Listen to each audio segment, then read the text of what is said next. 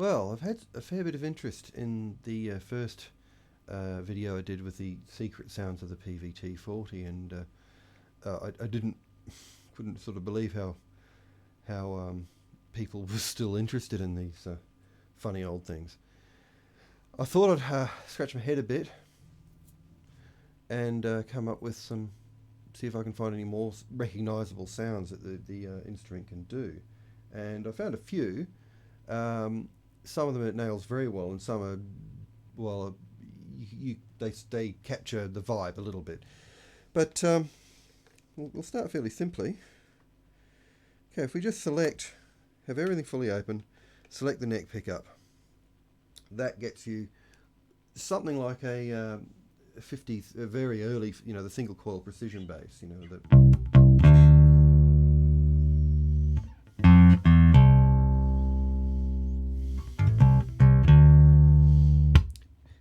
Not a bad job of that.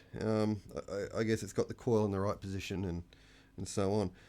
But if we want to go to perhaps a Telecaster bass, which had the big humbucker, something like this big humbucker, just turn the neck pickup tone down to about 6. Probably get you there, and you get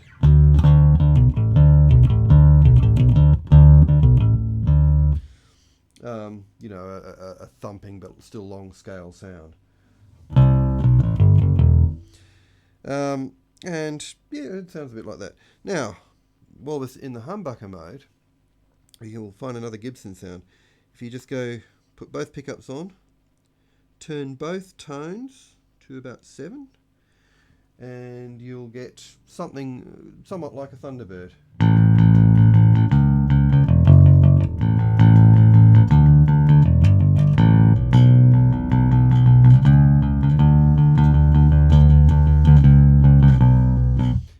Meat and potatoes, humbucking, yep, big bass sound.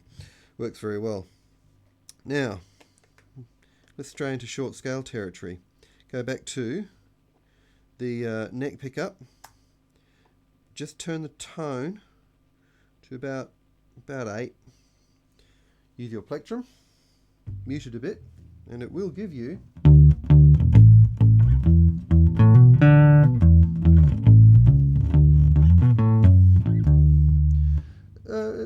an impersonation of a Hofner. It doesn't quite capture the tubbiness down low and the big fat warmth up top, but it'll get you out of trouble in a pinch.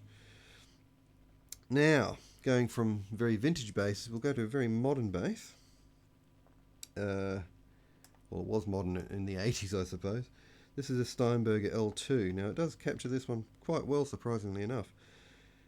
Again, fully open, everything. Turn your neck pickup volume to 9.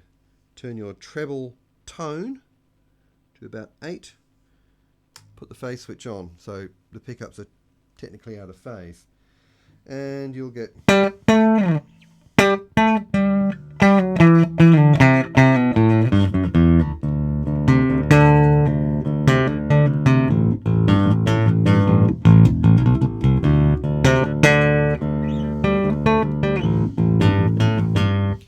with some very bad playing. But that does sound a bit like the Steinberger L2. Maybe not quite aggressive enough, but it's getting there. Now, while we're in those snarling sort of moments, now back to single coils, in phase, everything fully open. You think with a single coil here and one here, it should do a jazz bass pretty well, and it only gets half the sound. So if you're sort of going for your Herbie Flowers sort of sound, here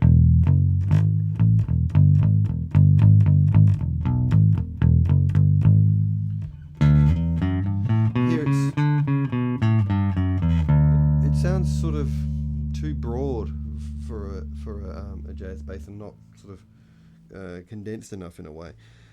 So it doesn't quite capture the both pickups on sound, but it does do the other jazz bass sound. Not that there's only one. Now as you were, everything fully open, turn the neck pickup volume right off. Now remember from the other video, there's funny capacitors in the volume pots, which sort of act like pseudo tone controls.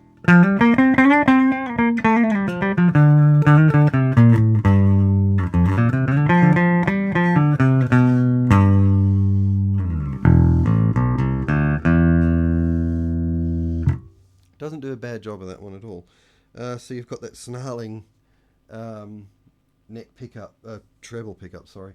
That's, you know, all there. Not that I'm a big fan of that sound. Yeah, so, again, this fairly humble instrument, and fairly well priced, can mimic so many others of much higher price. And yeah, Peavey got it right. The crazy circuitry, once you learn how to drive it a bit, can really, you know, do so much. Now, if you're only a fan of certain sort of sounds, you just find your favourite settings and you leave it that way. But if you need an instrument that can do everything, once you learn this a little bit, this is one of the most versatile basses I think it's probably ever been made. Again, I'll say it, the quality was very, very high. It was as good as anything else at the time. Yeah, so thanks to all who commented on my first T-40 video, and hopefully you'll get a little bit more out of this one. So thanks again.